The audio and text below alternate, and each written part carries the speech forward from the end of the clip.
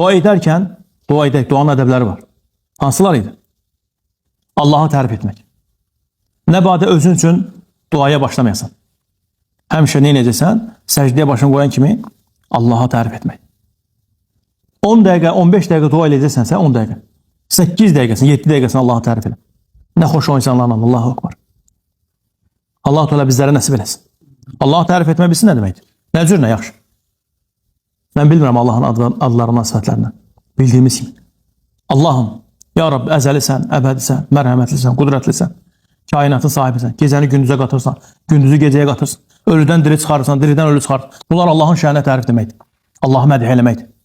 Allahümə ya Rabbi, heç bir şey sənin izin olmadan olmur. Ya Rabbi, Allahı tərif elə. Hətta qəlblərimiz kövrəlib, gözlərimiz kövrələnək, istəyənək. Bu hal baş versə, xoş o insanların halına. Qəlblər nədir? Gözlər yaşarsın səcdədə. Allah'a tərifdən sonra Muhammedə sallallahu aleyhi ve sellem və bütün peyğəmbərlərə salavat demək. Sonra insan özünün halını etiraf etməsi neçə oldu? 3.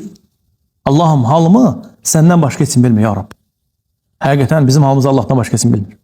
Bəzən olur ki, kesin dəvətdə bu vaxtda danışdıq, elə şeylər olur ki, heç kimə deyiləsi deyil. Ən yaxın olan anasına insan deyə bilmir. Vallahi. Ən yaxın zövcəsinə belə, üzr istəyirəm. Uşağına, oğluna, qızına. Amma başqa şeylər hamısını demək olur, düzdür. Bəzən olur ki, çox şeylər danışmaq olur. Bəzən olur ki, elə hallar olur ki, bunu ancaq Allaha ərz etmək olur. Siz bilirsiniz yəni. Bəzi hallar olur ki, bəzi deyimlər, bəzi dualar var. Bunu heç kimə demək olmur.